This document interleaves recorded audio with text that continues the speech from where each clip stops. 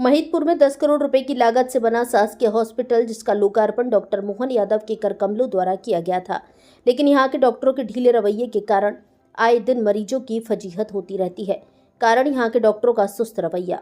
यहां पर अधिकतर केस में डॉक्टरों द्वारा मरीजों का प्राथमिक उपचार कर जिला अस्पताल रेफर कर दिया जाता है। सबसे ज्यादा परेशानी तो प्रसूताओं और उनके परिजनों को आती है। रोज किसी न किसी प्रसूता को डिलीवरी के लिए जिले में रेफर कर दिया जाता है।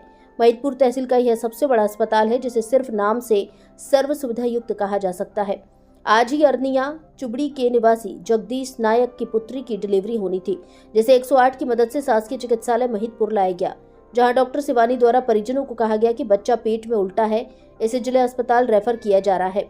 घबराते परिजन 108 की मदद से प्रसूता को उज्जैन के लिए लेकर निकले, लेकिन अस्पताल से मात्र 4 किलोमीटर दूर महिला की नॉर्मल डिलीवरी हो गई, जिसे वापस अस्पताल लाया गया।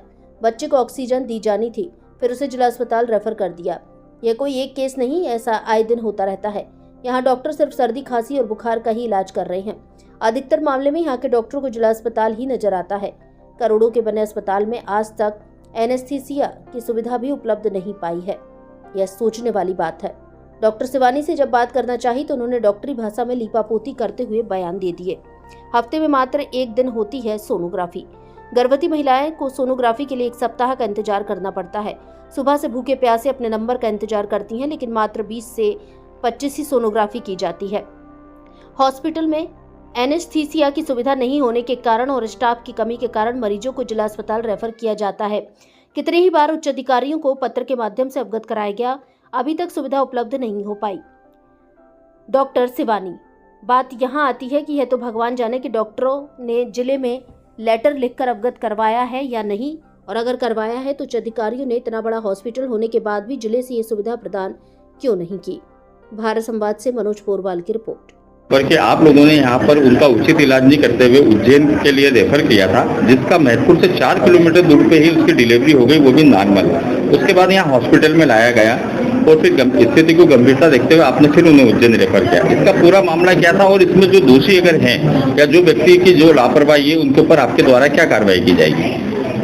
मरीज हमारे पास सुबह 8-10 बजे आई थी आज सुबह मॉर्निंग में, और बच्चा उल्टा था। बच्चे का पैर नीचे की तरफ था। इसकी वजह से एक्सरेंसी होती है और उसको छोटे सेंटर पर करवाना तो मुश्किल है। बच्चा फंस सकता है, बच्चा को खतरा हो सकता है बच्चे की जान। इस स्थिति में एक पेशेंट को सेक्शन ऑपरेशन के द्वारा डिलीवरी करवाई जा सकती है, तो हमारे सेंटर में अवेलेबल होगी, क्योंकि हमारे पास एनेस्थीसिया की सुविधा नहीं है। इसलिए जैसे पेशेंट आई हमने उसको देखा और हमने उसको तुरंत रेफर किया, लेकिन रास्ते में मरीज के दर्द बढ़े और बच्चे का पैर बाहर आने लगा। बच्चे की डिलीवरी रास्ते में नहीं हुई, बच्चा को जैसे पैर बाहर आने लगा होगा तो तुरंत एम्बुलेंस वापस हमारे अस्पताल में आई और डिलीवरी अस्पताल में ही हुई।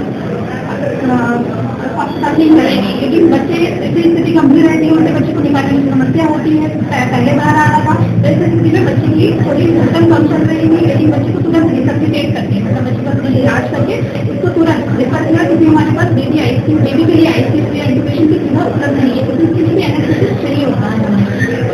ये स्थिति में एनेस्थेसिस नहीं होने की वजह से हमें इसे हार्ट पेशेंट को रेफर करना पड़ता है। लेकिन फिर भी अगर इस कंडीशन में या इस पूरे चीज में अगर किसी को मिस्टेक नहीं होगी या फिर गलती नहीं होगी तो और क्या होगा, हम उससे कार्रवाई करेंगे, पूरा ठीक हम देखेंगे, ठीक से सारी जानकारी लेंगे। अगर किसी को दिक्कत नहीं है, कोई बोल था तो उसकी कार्रवाई करेंगे। अच्छा, जैसे कि आपने बताया कि यहाँ पे एनेस्थीसिया के लिए कोई डॉक्टर या कोई वो नहीं है, तो इसके लिए आपने आगे कहीं सूचना करी है? इसके लिए हमने ऑफिस में और सब जगह नोटिस दिया हुआ है कि हमारे अस्पताल में ओटी बना हुआ है, नया अस्पताल बना है हमारे पास, सुविधा अवेलेबल नहीं है, तो इसके लिए हमारे द्वारा लेटर भेजे गए हैं, जैसे कि अवेलेबिलिटी रहेगी। ये लेटर कितने दिन पहले पहुँचाए गए होंगे आपके द्वारा? लेटर हमारे द्वारा पिछले महीने भी भेजा गया है, उसके पहले भी 2 महीने पहले भेजा गया था, और हर बार ये मीटिंग वगैरह में डिस्कस होता है कि एनेस्थेसिस नहीं है।